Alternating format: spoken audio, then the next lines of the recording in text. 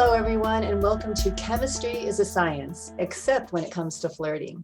My name is Teresa Cortella, and I go by Tree, and I've been an educator for over 35 years. And as a dating coach, I've helped hundreds of singles go from feeling frustrated around the dating process to attracting and manifesting the love of their life, as I did. I'd like to introduce my guest host, Chris Roberts. Thank you. I'm happy to be here with you. I'll tell you a little bit about myself, I guess, right? I think one of the main reasons I'm here is I'm a human being like you, right? And we that's what qualifies me to be talking about flirting. Um, uh, I'm also an interesting person, maybe in the sense that I'm in the tech field, but I'm also very interested in human nature, connection, and whatnot. And I've done massage on the side as an example of that interest.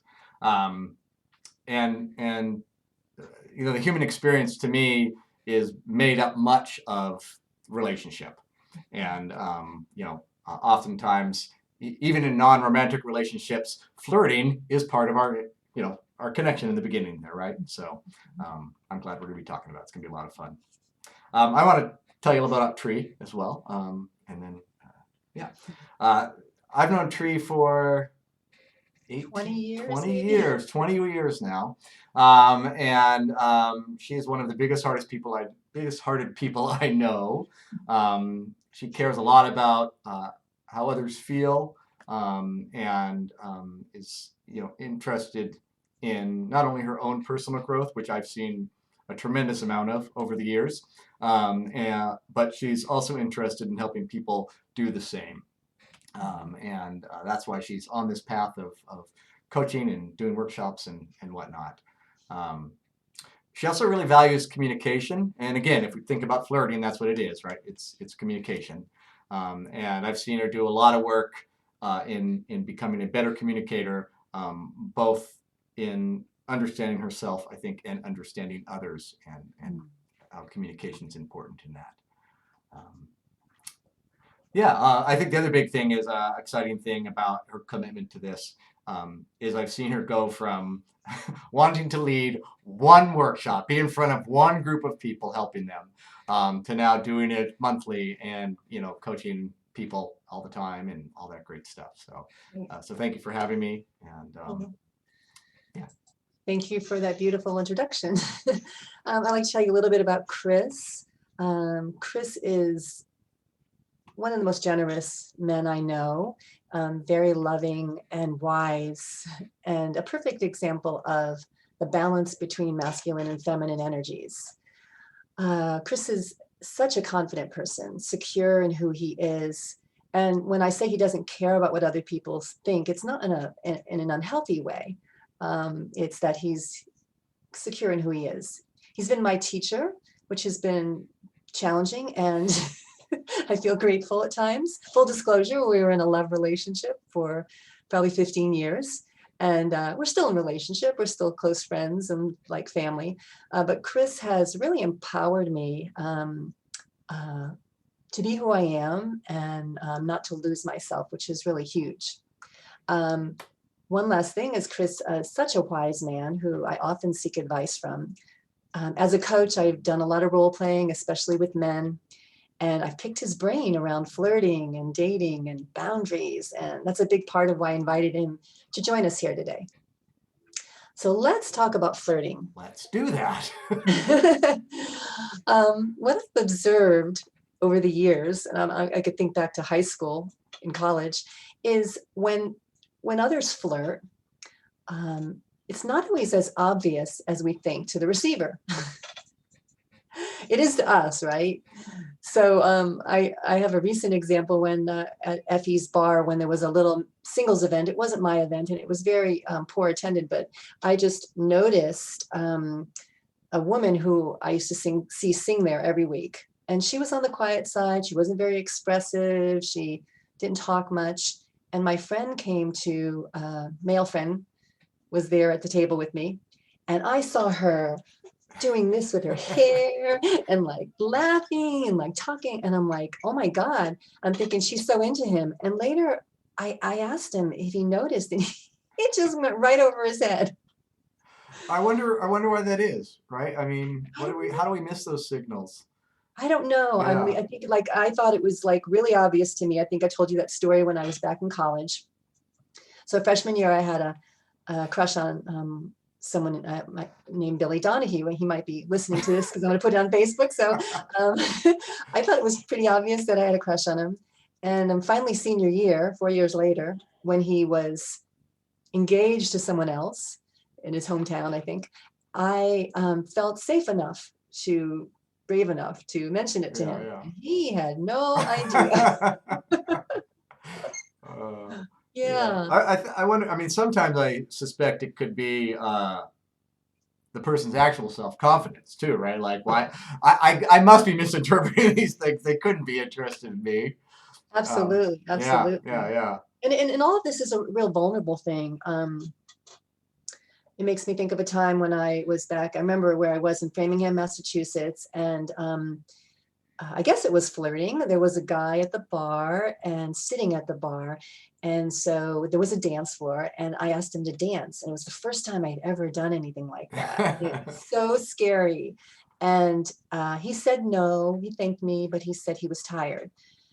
I felt good with his response because it wasn't personal. But like literally within 5 minutes, he was up there on that dance floor with Yeah, some. And I'll never forget because when I listened to that song, "The Lady in Red," because she had a red dress on, yeah, yeah. and so it was like, oh my God, I just had such compassion for men and what it must be like when the whole rejection thing comes up, right? Right, yeah.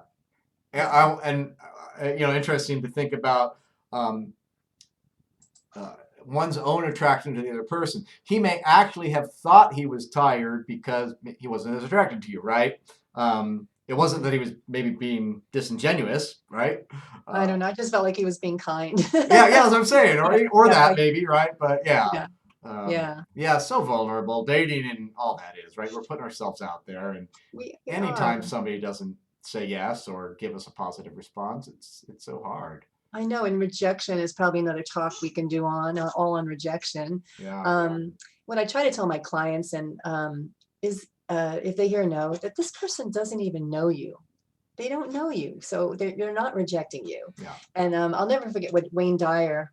One of the quotes he would say that I really resonated with me is, "Why would someone want to have chopped meat or ground beef if they can get filet mignon?"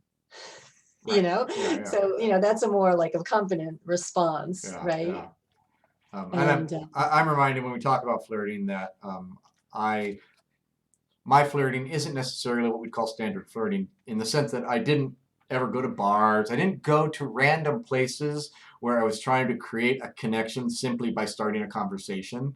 right, I met people in at events and things that I like to do. So we already had something in common, and the conversations would just be about that stuff. And then, through that, the flirty energy for people you like or whatever. But the truth of it is, and both this is true for both you and me, I think, right?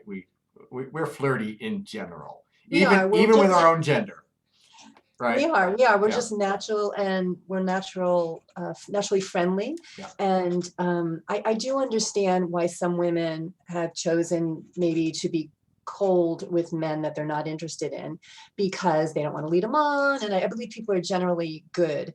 But I remember I was so naive to that aspect that I was just friendly like you, right? right, yeah, And yeah, so I was back in Boston at the laundromat, and I remember this was the first time it just had a bulb went off with me. There was a guy doing his laundry, and I was still talking to him. I was friendly. I was smiling. I was just doing what I do to everybody, whatever the gender. And all of a sudden, I noticed he was done with his laundry, and he was hanging out for a while. And I thought, oh, maybe I'm. He misunderstood. And the sad part is when I tell this story to a lot of men, it saddens me because they say, sure, a lot of women, especially attractive women, don't pay attention to men. They're kind of attention deprived. And if someone's paying attention to them, it's like, oh my God, they must be interested in me. Why else would they be talking to right, me? yeah, yeah, yeah, Right? yeah. Yeah. I forgot what I was gonna. Forgot what I was gonna say. It's okay. So, yeah. So the other thing I wanted to mention, I guess this is a form of flirting, is I guess it's kind of gotten a bad rap, like vulgarity and things when people make a comment, when men Mm, would make a comment to women, but I don't think it was intended that way years ago.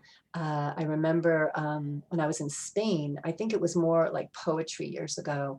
So I remember walking by this construction site and this guy said to me something in Spanish and took me a moment to translate it. And then I did. And he said, your father must have been a sculptor to have created such a beautiful work of art. And mm, I was like, oh my God. And I'm like, gracias. It was yeah. just so beautiful. Well, and these days people would think it's a line though, right? Because it's so Right. beautiful. They're like, oh yeah, it's just a line, right? Yeah, That crossed my mind. It did. And I chose to think that he really meant it. yeah, yeah, yeah. Yeah. Um, yeah, that other side of the, I don't know. I'm still thinking about the vulnerable part of flirting. Hmm. That, and I think that's maybe that's why you and I don't have trouble with it because it's not something different, right? Because we're generally friendly. We're not trying to be in a different way. It comes easy because we're just being friendly like that. Right. And we're also, I think, at least for me, that energy is also about giving to somebody else, right? Like this, I hope this helps you feel good, right? I hope this makes you feel good, right? Exactly. Because just as you and I do that little game of walking down the street and smiling and nodding at people and Yeah. pretending, arguing which one of them, which one of us they're smiling and nodding back at, right? But yeah, so again, I think there's your flirting should be gifty almost, right? Not like here's a tool to get the something, but the reason I will have a connection with somebody is because they will feel good interacting with me. That's exactly, and Yeah. I think I read something recently about that, about flirting. It's meant to make the other person see the beauty in them. Hmm. Hmm. And if it's something that they're confident enough that they're like, okay, that's not a line. Yeah, I Yeah. am that, Yeah. and they could take it, they could definitely take it on.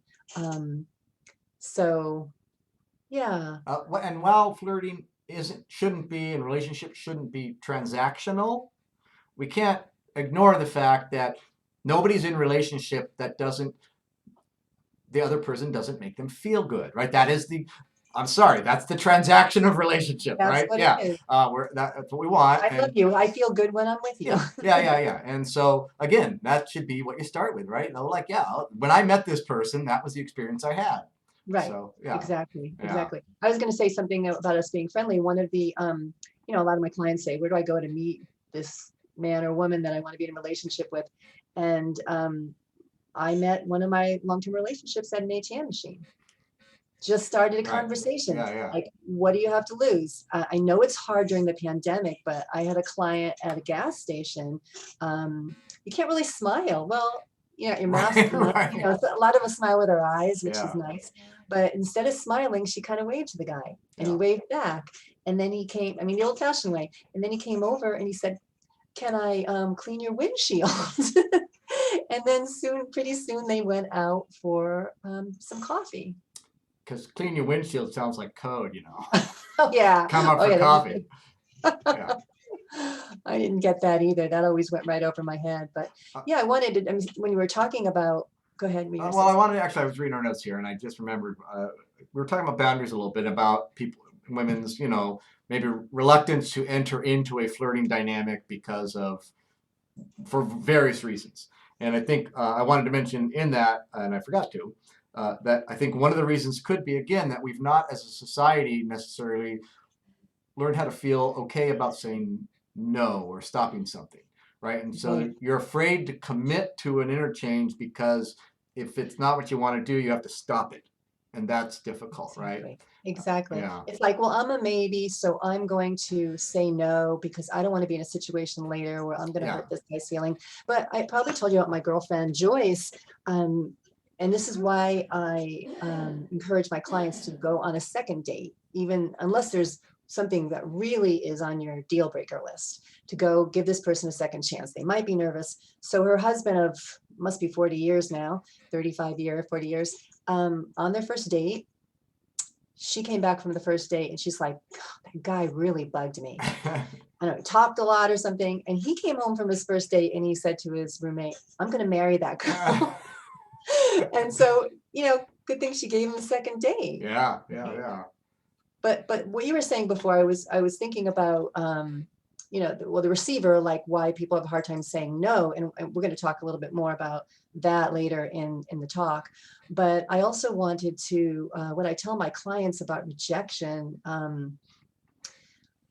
when you go into any situation, it's a singles event, a date, to really go in without any expectations Mm, of the outcome. I mean, that's huge in life in yeah. general, right? But just an intent, no expectations.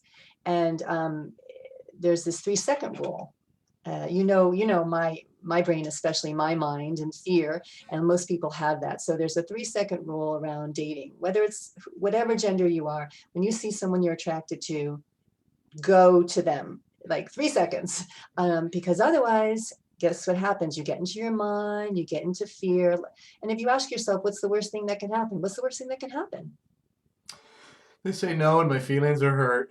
Right. Yeah, but if you don't ask, then your entire life nobody's going to say no, and your feelings will still be hurt. So Right. And what's the best thing that can, well, what is the yeah, best thing you that can fall in happen? love and are with your partner for the rest of your life. Exactly, Yeah, exactly, yeah. exactly.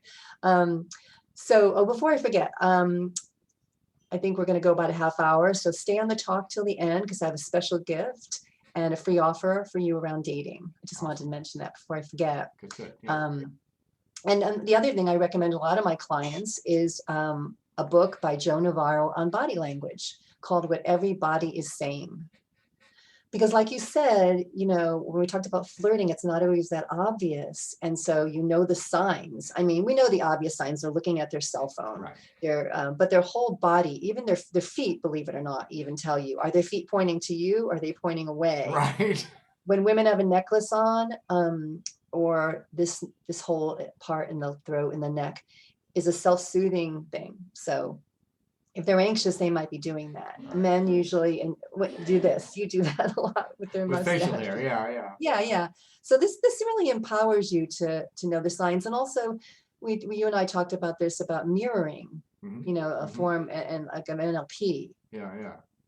So how to make someone, I mean, Tantra kind of goes into that because you breathe together, you feel more connected.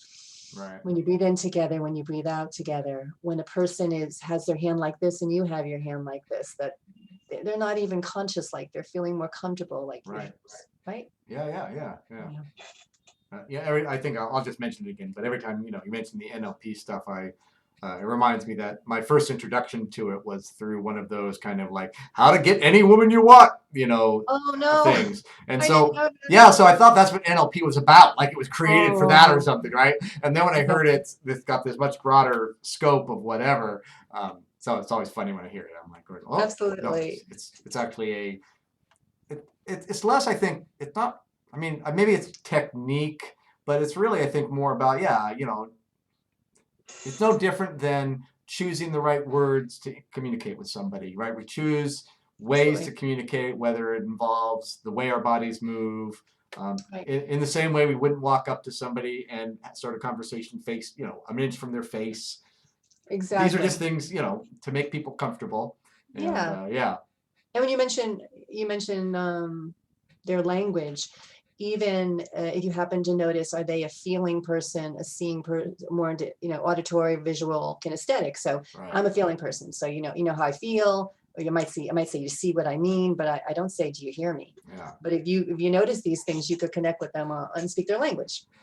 Well, Um, that's really fascinating. I just thought about it could be useful then for somebody to have a couple of sentences that they say that elicit certain types of responses that give a hint to that, right? Like you ask something and the way they answer it, might be with feeling words or with something, right? Absolutely. Yeah, yeah, It's like doing a little investigating. yeah, yeah. I wanted to mention before when we're talking about like body language and messages, and I feel for these men, but I went to Catholic school for 9 years. I got into kindergarten. And you got out for good And behavior, yeah. good behavior. I got out. Yeah, that was my line. I know. I got out early for good behavior. Right. So in 8th grade, as we got older and we were into the other gender, the nuns would really instill a lot of fear in us. We get a lot of lectures because we were holding hands and maybe kissing, I don't know. A lot of lectures about petting and what it leads to and pregnancy. And really, I didn't realize that the number it did, what it did to me. So I realized, like, when I was in college, and I remember this freshman year, and my boyfriend at the time, we were kissing and making out, and sure, my physical body was saying yes. So the guy was, Yeah. listening to it. Yeah. Yeah.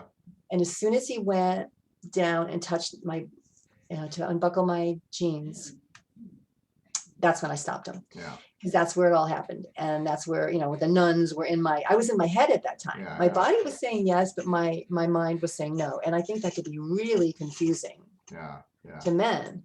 Yeah, and again, it's in the realm of communication kind of stuff, where, um, well, as well as a yes is perfectly valid also, right? For a yes to be a yes right now, and a moment later to Exactly. be not a yes anymore. That's just how life goes. We change our minds, and that's got to be okay.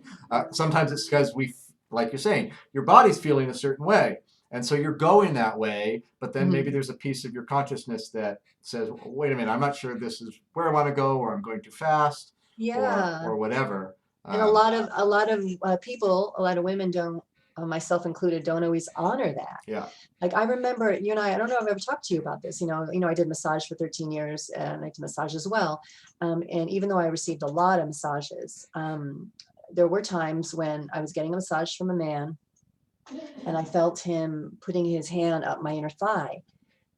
He wasn't doing anything inappropriate, but I was feeling really uncomfortable. mm-hmm. And so rather than saying, could you not do that? Or could you stop? I had this other side of my brain have a conversation like, chill. It's just you're doing your thighs. Yeah, So I yeah. think that happens. And this might be a good time to move into, we talked a little bit, you and I, about and acknowledging the Me Too movement.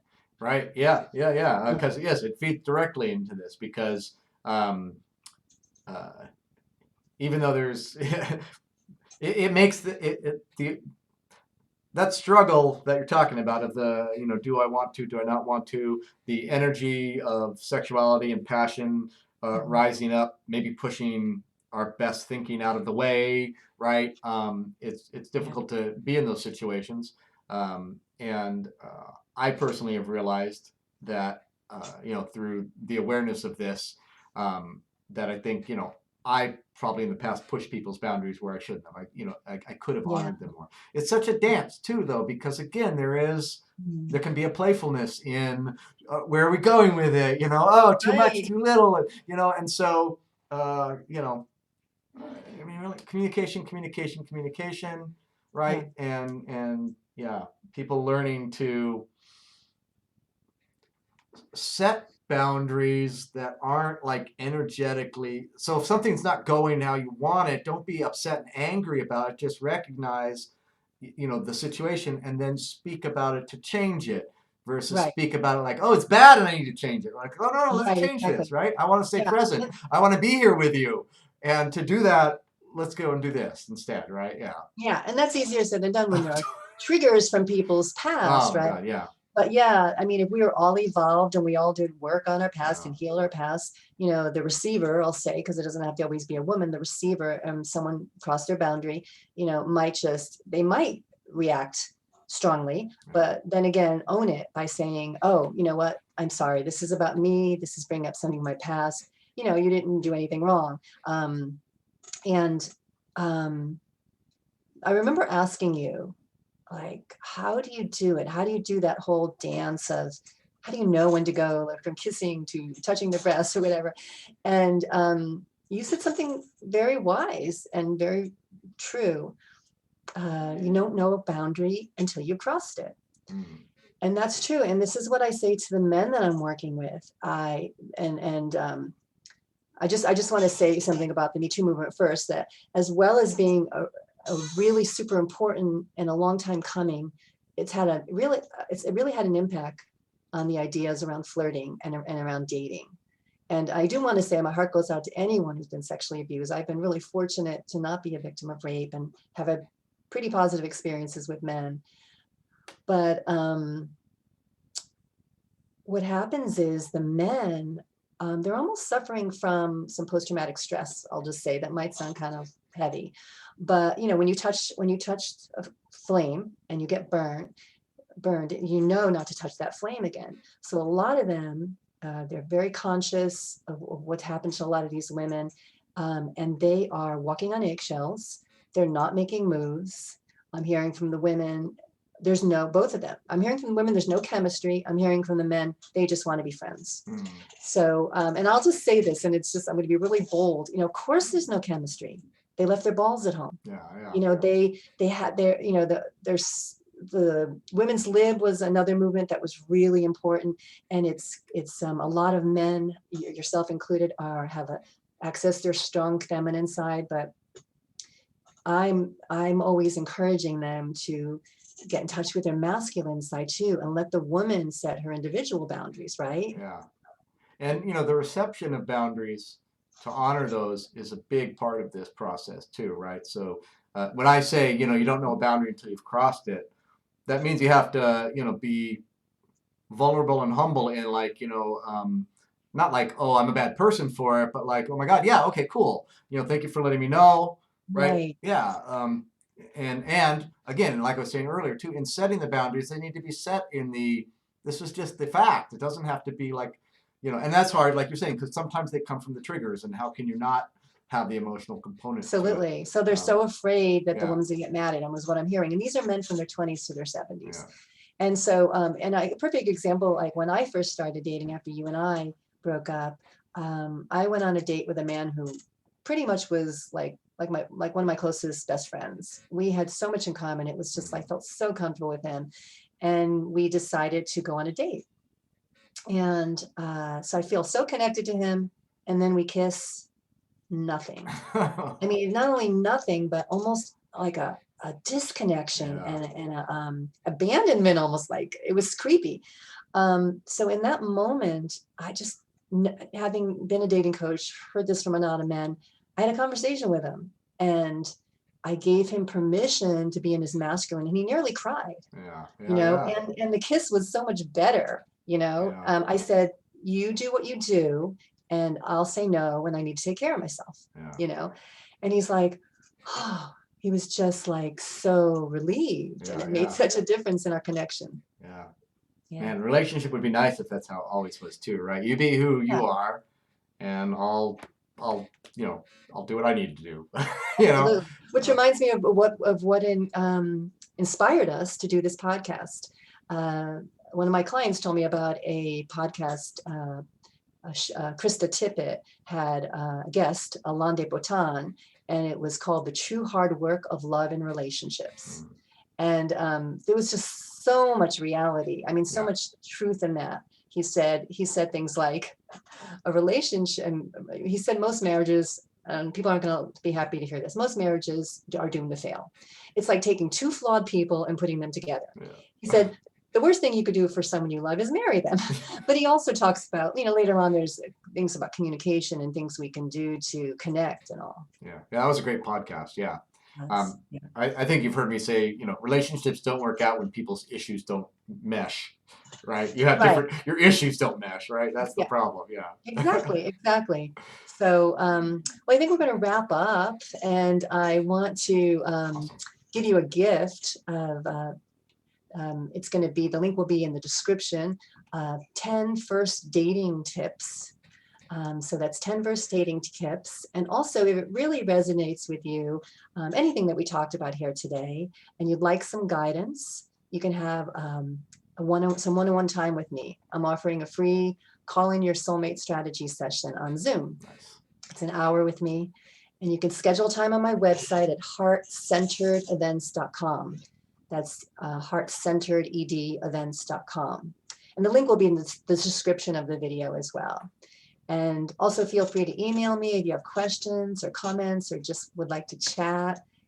And I want to thank you, Chris, for being on this adventure with me. It's been a lot of fun. Yeah, I hope we do it again. You know me, I like to talk. I like to talk with you. And I hope somebody gets some little nugget from this. Yeah. Thank you. All right, thank you. Yeah. Okay.